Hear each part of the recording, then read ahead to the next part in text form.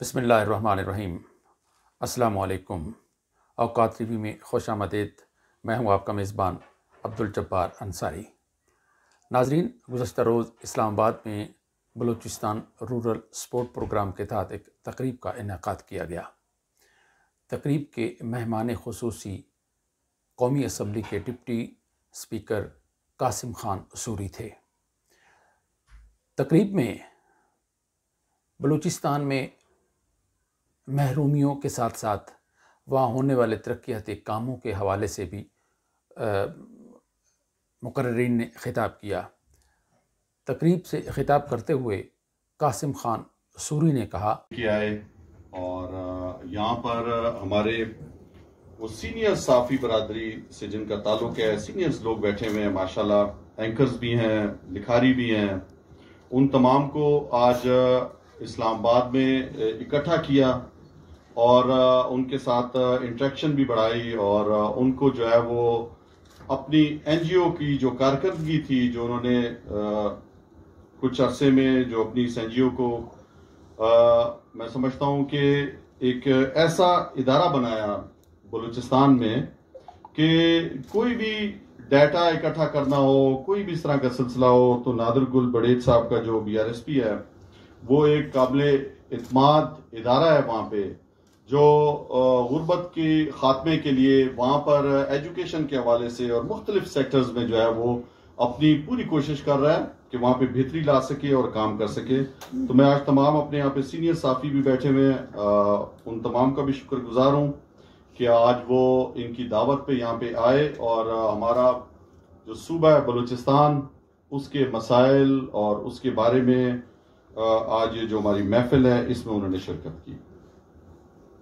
ख्वातीन व हज़रात, पूरे पाकिस्तान में मसाइल हैं, हम सबको पता है, हम सबका ताल्लुक किसी न किसी जगह से है और मेरा ताल्लुक कोयटा शहर से है और कोयटा जो है वो आपको पता है कि दारुल खिलाफा है, बलूचिस्तान का बड़ा शहर है। लेकिन अगर हम उसको बलूचिस्तान को देखें तो तकरीबन कोई 44% पाकिस्तान का रकबा है और पाकिस्तान की तकरीबन सिर्फ 6% आबादी उस 44% रकबे पर रहती है। बाकी जो आपका 54 या 55% पाकिस्तान का रकबा है, उस पर आपकी 94 से 95% आबादी आपकी रहती है। तो वो आबादी का जो तनासुब है, वहाँ पे आबादी बहुत कम है और फैली हुई आबादी है। और जो जिस तरह सलीम साफ़ी साहब ने भी अभी बताया कि इनका अपना इलाका भी, जिस इलाके से ये भी ताल्लुक रखते हैं, वो भी इन 70-72 सालों में पीछे रह गया। और उन्होंने बताया कि मैं इस दुख को समझ सकता हूँ, जिस तरह के बलूचिस्तान के भी हालात हैं। तो उसमें जो भी इससे पहले, हमारे से पहले जो भी हुकूमतें थी, उस अदवार में ये चीज़ की गई कि उसको वो खसूसी तवज्जो नहीं दी गई। हालांकि वहाँ पे मादनी मसाइल, मादनियात से माला माल हमारा सूबा, गैस भी वहाँ से निकली सुई के मुकाम से और पूरे पाकिस्तान उससे मुस्तफीद हुआ। उसके बावजूद बहुत से महरूमियों का शिकार रहा हमारा इलाका। और अगर आप जंगल में भी देखें, जब शेर भी शिकार करता है तो वो एक जब रमा जा रहा हो, एक रेवड़ जा रहा हो, तो उसमें से सबसे कमजोर जानवर की निशानदेही करके उसके पीछे जाता है और उसको पकड़ता है। तो इसी तरह सलीम साफ़ी साहब ने जिस तरह कहा कि अभी हिंदुस्तान भी बलूचिस्तान में लगा हुआ है और चाइना के जो दुश्मन है वो भी आज बलूचिस्तान को निशाना बना रहे हैं। तो इसकी बेसिक वजह यही है कि वो पीछे रह गया, कमजोर है। तो कमजोर को हमेशा दुश्मन टारगेट बनाता है। और मैं आपको ये बताता चलूं कि पिछले अदवार में, आज से कोई 10-12 साल या उससे पहले, एक ऐसा भी टाइम आया बलूचिस्तान में कि हम पाकिस्तान का झंडा भी नहीं लहरा सकते थे।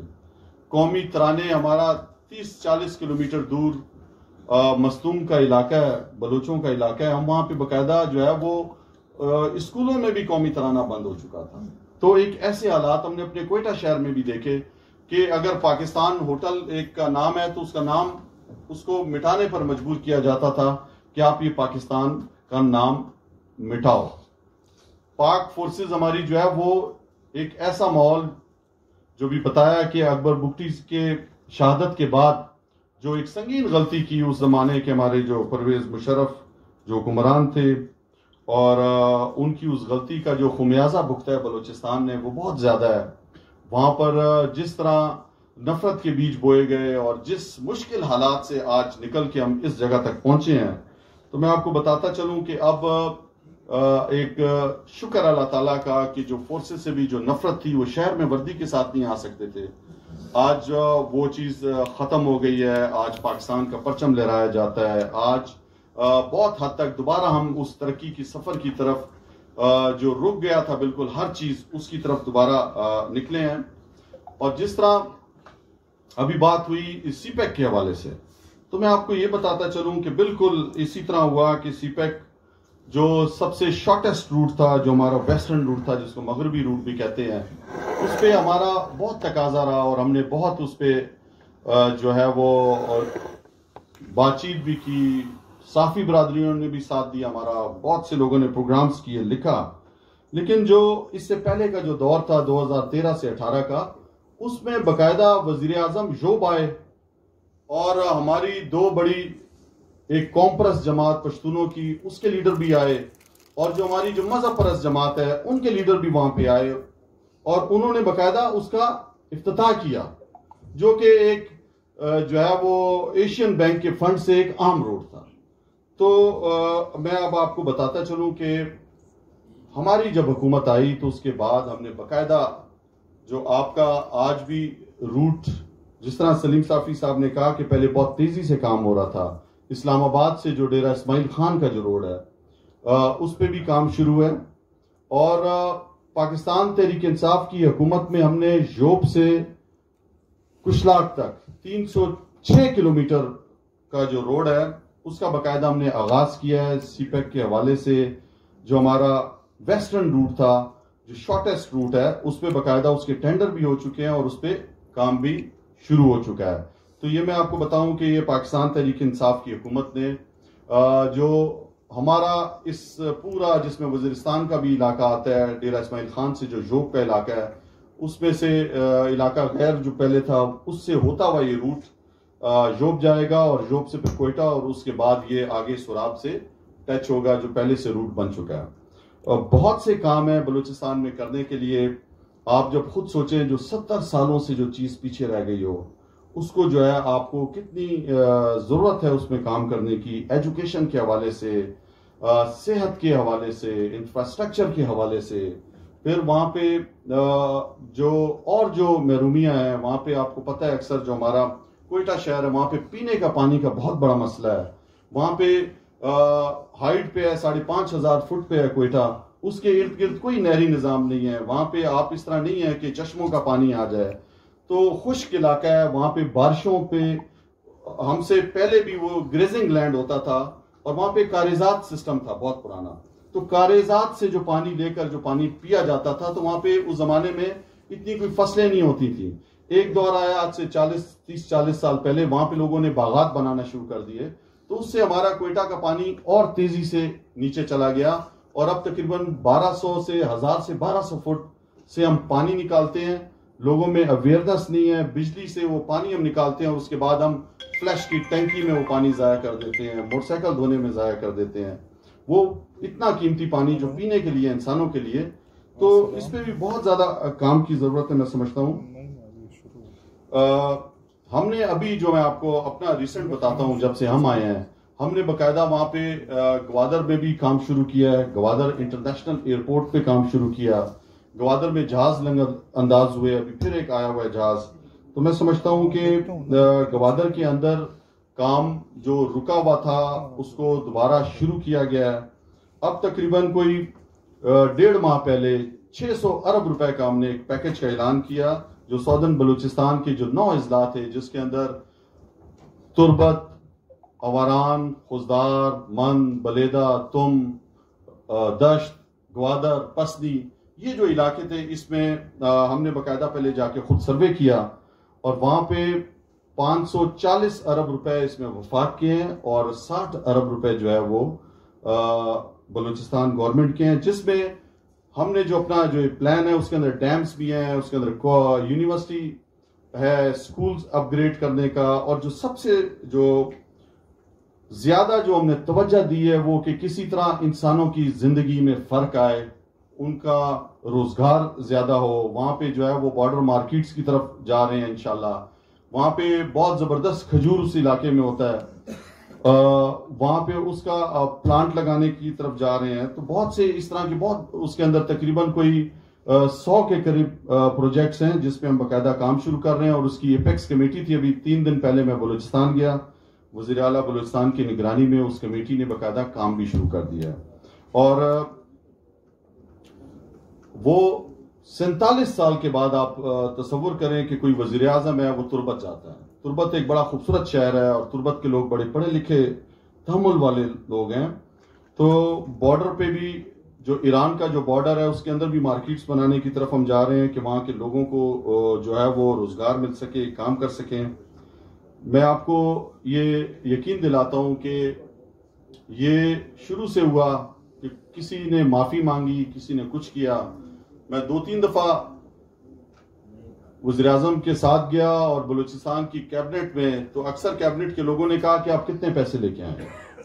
वज़ीर आज़म से कहा कि आप क्या देने आए हैं हमें, कितने पैसे लेके आए हैं। तो मेरे अक्सर दोस्त हैं, वो बोलते कितना, क्या बैग लाए हो, क्या लाए हो अपने साथ। तो वज़ीर आज़म इमरान खान ने कहा कि मैं इस तरह कुछ भी आपसे झूठा वादा नहीं करूंगा। इससे पहले जो भी मिनिस्टर्स बैठे थे कि इससे पहले वाले वज़ीर आज़म ने ये बोला और वो तो ये कहता रहा और उसने कुछ नहीं किया। तो वज़ीर आज़म इमरान खान साहब ने कहा कि मैं आपसे कोई झूठा वादा नहीं करूंगा, मैं पहले खुद देखूंगा, प्लान करेंगे और जो भी आप लोगों के साथ मिलके जो आपकी हुकूमत और आप प्लान्स दोगे, जो इस तरह के मंसूबे होंगे जिसमें इंसानों की जिंदगी में बेहतरी आए, तो इंशाल्लाह वो करेंगे।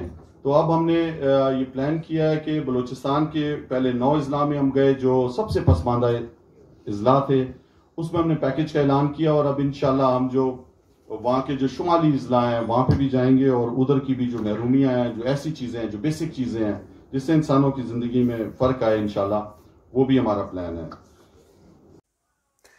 तकरीब से खिताब करते हुए बलूचिस्तान रूरल स्पोर्ट प्रोग्राम के चीफ एग्जीक्यूटिव नादिर गुल ने कहा, पीने का साफ पानी प्रोवाइड कर सके, क्योंकि पीने के पानी सैनिटेशन 22 बीमारियों के साथ ताल्लुक है। और बलूचिस्तान के अंदर आपने सुना होगा एक्यूट मेल नरिशमेंट है। अब जहाँ पे खजूर अवेलेबल हो वहाँ पे मेल न्यूट्रिशन का क्या काम। लेकिन प्रॉब्लम अगेन वाटर सैनिटेशन की है कि डायरिया हो जाता है, हजम नहीं होता, जिसकी वजह से एक्यूट मेल नरिशमेंट होती है। इसी तरह कोई हमने वॉश के ऊपर स्कूलों में हेल्थ फैसिलिटीज़ में काम कर रहे हैं। 321 गांव हैं जिनका हमने ओपन डेफिकेशन फ्री डिक्लेयर किया है। 729 के करीब इरिगेशन रिलेटेड इंफ्रास्ट्रक्चर पे काम किया। और 143 कॉलेज, हमारा एक बड़ा पुराना ट्रेडिशनल सिस्टम था जो कि बिल्कुल ख़त्म हो रहा था, उसमें हमने कोशिश की 143 जो कॉलेज हैं उनको हमने रिहेबिलिटेट किया। इस तरह water recharge structure, solar pump for agriculture purpose, इसी तरह कैपेसिटी बिल्डिंग 92,000 लोगों को हमने ट्रेन किया एग्रीकल्चर और NRM से रिलेटेड।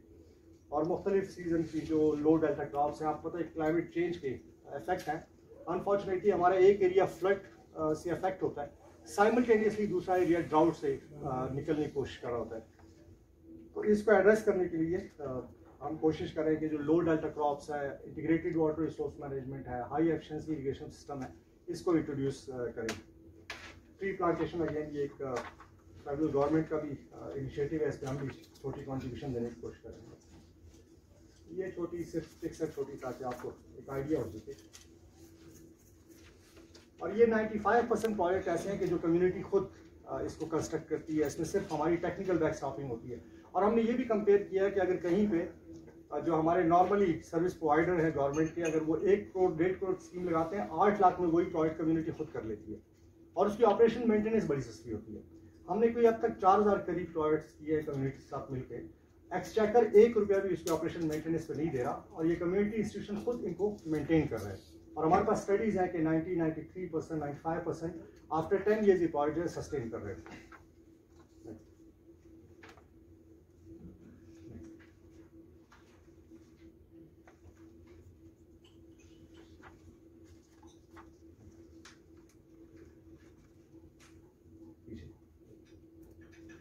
दूसरा जो है यहाँ पे आप पता है कि जैसे मैंने पहले कहा कि डिजास्टर प्रोन एरिया है, क्लाइमेट चेंज के बहुत ज़्यादा इफेक्ट है। पिछले अगर 10 सालों में हम देखें अर्थक्वेक, फ्लड, इसके बाद अब ये कोविड आ गया। कोविड पर बिल्कुल एक अलग पेंडेमिक है, लेकिन क्लाइमेट चेंज के असरात है। तो इस हवाले से हमने ओवर अ पीरियड अपनी कैपेसिटी बिल्ड की। हमने कोविड के अंदर जब सारी दुनिया घरों में बैठी हुई थी, लॉकडाउन में थी, हमने कोई 7.6 मिलियन लोगों को एक्सेस किया।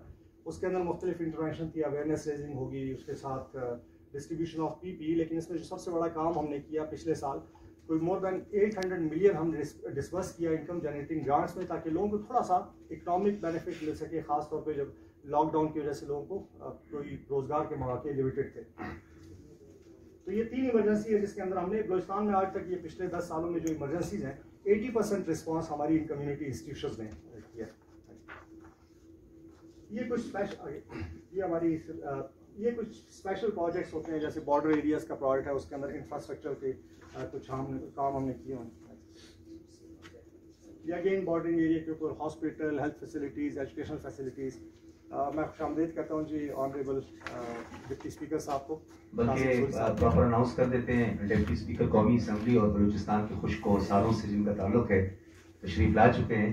अब बाकायदा आगे भी इस पर गुफ्तगू करेंगे और सुनेंगे भी और सुनाएंगे भी। ये हमारे सिर्फ काम का 2% होता है, हम कॉन्ट्रैक्ट इन्वॉल्व नहीं करते, लेकिन जो बड़ा इंफ्रास्ट्रक्चर होता है उसमें हमारी मजबूरी थी, लेकिन उसकी भी क्वालिटी आप देख सकते हैं।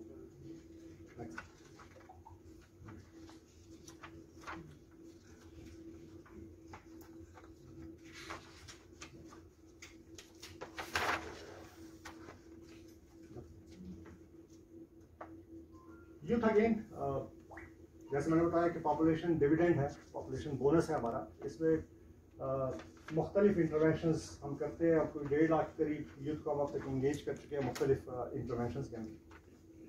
और इसमें एक इंटरवेंशन जो पीछे गुजर गई, मैं एक्सप्लेन नहीं कर सका, वो एजुकेशन के हवाले से था।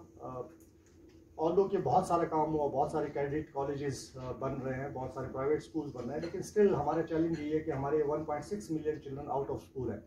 उनमें से 5 लाख बच्चे मदारिस के अंदर हैं। हमने कोशिश की है 2013 से अब तक कोई 13,000 बच्चे मदारिस के दीनी तालीम के साथ साथ असली तालीम भी हासिल कर सके। और कोई 2.5 साल का सैंडविच करिकुलम है जिसमें प्राइमरी साइकिल पास होता है। हमने 13,000 बच्चे एनरोल किए हैं। पिछले साल को 2,100 बच्चों ने एग्ज़ाम दिया और 97% बच्चे जो है वो पास आउट कर गए। और ये एग्ज़ाम जो है वो एजुकेशन डिपार्टमेंट लेता है। तो कासिम सूरी साहब बैठे हुए, मैं तो हमेशा हर फोरम पे यही कहता हूँ कि अगर बलूचिस्तान के अंदर आपने एजुकेशन को बूस्ट देना है, उसको एकदम जो खासतौर पर एनरोलमेंट नेट है उसको इंक्रीज़ करना है, तो हम 38% बलूचिस्तान का development non development fund education पे खर्च करें। और इंटरेस्टिंगली हमारा लिटरेसी रेट 37-38% है। इसका मतलब ये कि अगर आप 100% पे लेके जाते हैं तो आपको पूरा 100% डेवलपमेंट नॉन डेवलपमेंट फंड खर्च करना पड़ेगा। जबकि बड़ा आसान है, कम अज़ कम प्राइमरी साइकिल की हद तक आप मदारिस और मसाजिद के अंदर अगर स्कूल खोलते हैं तो आप सिंपल उस टीचर को प्रॉपर ट्रेनिंग दे के, बुक्स दे के, तो कम अज़ कम फॉर्मल एजुकेशन 2.5 साल के अंदर अंदर आप उनको प्राइमरी साइकिल पास करा के इसके बाद क्रैश प्रोग्राम आप मिडिल का और मैट्रिक का ही कर सकते हैं। ये बड़ा आसान है। तकरीब से मुल्क के मुमताज़ सहाफ़ी डॉक्टर सज्जाद ने खिताब करते हुए कहा, हमारे साथी हैं, हमारे कोलीग्स हैं। ये बलूचिस्तान रूरल सपोर्ट प्रोग्राम्स के हवाले से आपको पता है, एंकर्स को, जर्नलिस्ट को खास तौर पर सेटिस्फाई करना या मुतमईन करना द मोस्ट डेंजरस कह सकते हैं। ये बहुत डिफिकल्ट होता है कि आप किसी को मुतमईन कर सकें। मुझे बड़ी अच्छी तरह याद है, कोयटा का एक सेमिनार था, एक खुलूस और इखलास भरा विजिट था जिसमें नादिर गुल साहब और उनकी पूरी टीम और ज़ाहिर खान नासर, डॉक्टर सना, इन्होंने हमें इनवाइट किया और एक प्रेजेंटेशन थी BRSP के ऑफिस में। जब मैं गया तो क्योंकि बलूचिस्तान को मैं जानता हूँ, बलूचिस्तान का चप्पा चप्पा, और एक शेर आपको इसके हवाले से सुनाऊंगा। और मैं हमेशा हर अपने प्रोग्राम में, शायद कासिम सूरी साहब को याद होगा, शकील करार साहब को और हसन खान साहब हमारे साथ मौजूद थे, कि मैं अपने हर इवेंट में एक बात जरूर कहता हूँ कि कौन कहता है ये खित्ता खुश्क कोसारों में है, कौन कहता है कि ये खित्ता खुश्क कोसारों में है, मैं तो कहता हूँ खुदा रहता इन्हीं गारों में है। बलूचिस्तान के हवाले से अगर थोड़ा सा समझना हो, मेरा विजिट जब हुआ BRSP में और जब मुझे प्रेजेंटेशन दी गई नादिर गुल बड़े साहब की तरफ से, तो यकीन जाने मुझे उन्होंने इतना मुतमईन किया। जैसा मैंने पहले कहा, जर्नलिस्ट को और एंकर को मुतमईन करना बहुत मुश्किल होता है, बड़ा मुश्किल टास्क होता है, लेकिन उन्होंने 1 by 1 मेरे क्वेश्चंस के जवाब दिए। और इनकी जो प्रेजेंटेशन थी अभी भी आपने सुनी, एक तो ये है कि हम प्रोग्राम करने जा रहे हैं, नादिर गुल साहब इस हवाले से चाहते हैं, मेरी आपसे भी यही रिक्वेस्ट होगी कि आप एक दफा बलूचिस्तान तशरीफ लाएं। BRSP तो चले, हमें एक सपोर्ट करेगी, एक प्रोग्राम होगा, लेकिन हम ये चाहते हैं, मेरा एक गिला भी है और कई प्रोग्राम्स में, बल्कि हमारे सरदार बहादुर खान वुमेन यूनिवर्सिटी में, बलूचिस्तान यूनिवर्सिटीज में, जहां जहां पे हमारे प्रोग्राम्स हुए, हमारे मोस्ट सीनियर और मेन स्ट्रीम एंकर्स से मैंने ये दरख्वास्त की है कि बलूचिस्तान सिर्फ कोयटा नहीं है, काइंडली आप एक फील्ड ट्रिप रखवाएं, जिसके साथ हमारे नादिर साहब की भी इस हवाले से हमारे साथ गपशप हुई है, कि हम अपने जर्नलिस्ट को ग्राउंड पे ले जाएं, दिखाएं कि जी हमारे इश्यूज क्या हैं, हमारे मसाइल क्या हैं, नान शबीना की मोहताजी किसे कहते हैं। जब एक मरी तोड़ घर से अपना राशन लेने के लिए 4 दिन 5 दिन का पैदल सफर करता है, और जब वो आके राशन लेके जाता है वापस, और आप उसको जब ये कहें कि आपकी जो सैलरी है या जो वहां आपके लिए जो जॉब अपॉर्चुनिटी है वो 10,575 रुपए है, तो आप खुद सोचें आपको अफसोस होगा या नहीं होगा। उसके 10 बच्चे हैं, लेडीज फोर्स वहां पे बनाई, कासिम सूरी साहब की मैं तवज्जो चाहूंगा कि वहां पे चमौलंग लेडीज फोर्स बनाई गई। इसी तरीके से वहां हमारे बड़े ट्राइबल इश्यूज थे, आपको भी पता होगा, लोनी और मरियों का, चमौलंग और इन एरियाज में था, मैं वहां पे विजिट भी मैंने किया। तो एक मरी ने एक बड़ी दुख भरी दास्तान सुनाई, उसने कहा जी हमें लेडीज फोर्स में तो यहाँ भर्ती कर लिया गया है, लेकिन अफसोस की बात यह है कि मेरी 8,000 तनख्वाह में से 3,000 राशन का कट जाता है और 5,000 रुपए मेरे पास रह जाता है। तो ये जो गैप है, इस गैप को कैसे फिल करना है। मेन स्ट्रीम में रेटिंग का मामला होता है, डेफिनेटली होते हैं, हमारे मीडिया मालकान भी यहाँ पे मौजूद हैं और एंकर्स, और डेफिनेटली हमारा एक टारगेट तो होता है, लेकिन जहां पर हम अपनी स्ट्रेटेजिक डेप्थ की बात करते हैं, जहां हम अपनी तस्वीराती इंपॉर्टेंस या अहमियत की बात करते हैं बलूचिस्तान के हवाले से, अभी आपको बड़े साहब ने भी बताया कि एक तरफ हम टापी के साथ जुड़े हुए हैं, कासा 1000 के साथ जुड़े हैं, जो रीजनल कनेक्टिविटी CPEC से हुई है, और रोड एंड बेल्ट इनिशिएटिव, आपको उसको कहें, 1 रोड 1 बेल्ट कहें, शी जिनपिंग का जो इनिशिएटिव था, उसमें मरकजी हैसियत बलूचिस्तान की है। बलूचिस्तान ने पाकिस्तान के फ्यूचर को महफूज किया है, लेकिन बलूचिस्तान नजरअंदाज है, ये एडमिट करना पड़ेगा। ये नहीं जी कि ये एक मफरूजों पे मबनी है, जी बलूचिस्तान की महरूमी है, बलूचिस्तान की महकूमी है, मतलब मादनी वसाइल से माला माल सूबा गूना गू मसाइल का शिकार है। इन मसाइल का तदारुक, इसके हल के लिए कौन काम करेगा? कलमकार करेंगे। अब कहीं कहीं पे हम ये देख रहे हैं, हमारी बदकिस्मती भी है कि कहीं कहीं पे हमारे कलम जो हैं उनको आबे ज़मज़म की सच्चाई से धोने की जरूरत है। यानी कुछ जंगालूद, यानी एक टारगेट है हमारा। कहने का मकसद ये कि बलूचिस्तान जिसने पाकिस्तान के फ्यूचर को महफूज बनाना है, चाहे वो गवादर हो, डीप सी पोर्ट हो हमारा, जिसके 2 बर्थ, पता नहीं अभी सूरी साहब भी बताएंगे, एक बर्थ तो बन गया था जब मैं लास्ट टाइम गया था, दूसरा बर्थ शायद बने, 10 बर्थ बनने वहां पे, लेकिन अभी तक वो जो वेस्टर्न अलाइनमेंट थी, जिसपे सलीम साफी साहब ने काफी शो भी किए हैं, मेरे लिए तो बड़े, मेरे उस्ताद भी हैं, मेरे बड़े भाई भी हैं, और मैं बहुत मशहूर भी हूं। उन्होंने कभी किसी इवेंट, मेरे किसी शो में आने से मुझे मना नहीं किया, उनका बड़ा इस हवाले से इंटरेस्ट भी होता है।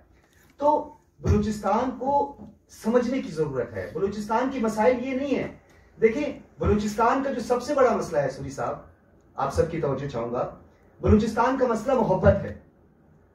मोहब्बत से आप हमारे ट्राइबल एरियाज में सिर्फ मोहब्बत और खुलूस से सब कुछ कर सकते हैं। अवरान में एक जलजला आया था जहां पे वो डॉक्टर अला नजर बलोच का बड़ा जिक्र होता है कि उसने एक सेपरेटिस्ट मूवमेंट को चलाया हुआ है। तो वहां पे जब राशन तकसीम किया जा रहा था, मुझे बड़ी अच्छी तरह याद है, मैं पहला बंदा था जब मैंने वहां पे जाके फील्ड में काम किया, तो उन्होंने कहा यहाँ के बलोच जो है वो हमसे आटा नहीं ले रहे।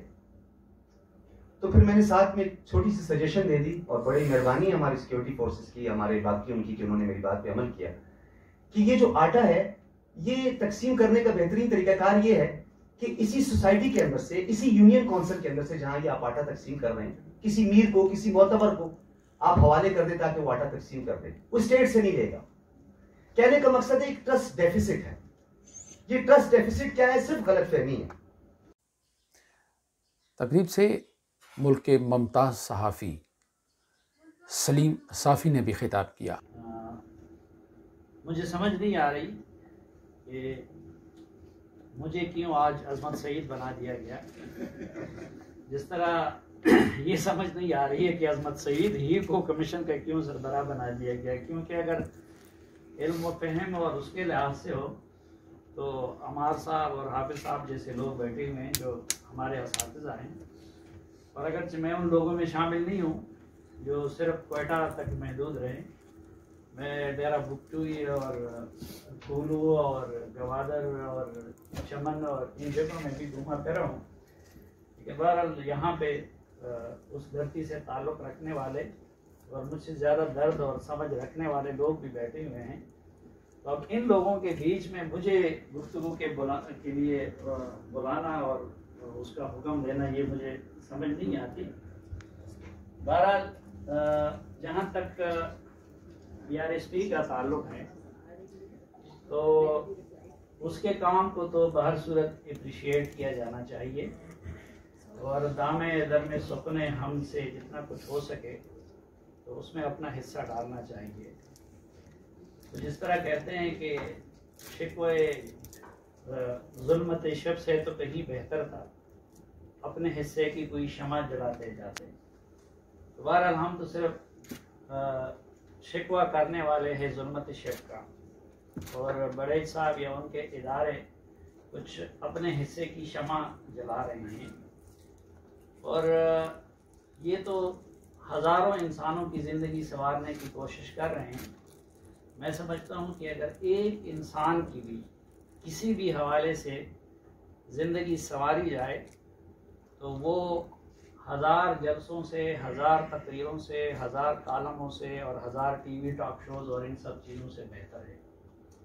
और फिर उसमें सबसे बड़ी बात कि अमूमन हम देखते हैं कि जब कुछ तंजीमें इस तरह के काम करती भी हैं तो वो लोगों को बखारी या गदागर या फिर हमारे पश्तो में उसको जिसको कहते हैं तैयार खोर बनाते हैं नकदी दे के, लेकिन जीने का सलीका नहीं सिखाते। अब मैं खुद ज़ाती तौर पर पाकिस्तान में सबसे ज़्यादा उखुवत के काम का कदरदान इसलिए हूँ कि वो लोगों को बकारी बनाने की बजाय बड़ी खामोशी के साथ, बग़ैर किसी पंप एंड शो के साथ, छोटे छोटे कर्जे दे के डॉक्टर अमजद साकिब साहब, और फिर उसकी ये कुर्बानी भी कि अपना ब्यूरोक्रेटिक कैरियर उन्होंने दाव पे लगा दिया और उस काम के लिए वक़्फ़ कर लिया, तो वो लोगों को अपने पाँव पे खड़ा कर रहे हैं।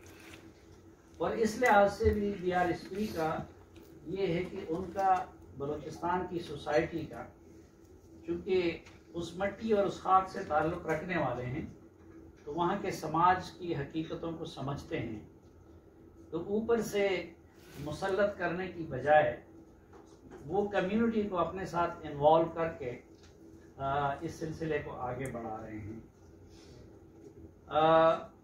लेकिन यहाँ पे बदकिस्मती से ये है कि बाज़ औक़ात इस तरह की तंजीमों की वो जो खैर के बड़े एफ़र्ट्स भी होते हैं तो उसका अगर मजमूई इन्वायरमेंट उसके लिए ना हो तो वो नतीजा भी उनका सामने नहीं आता, बल्कि बाज़ औक़ात उलट पड़ जाता है।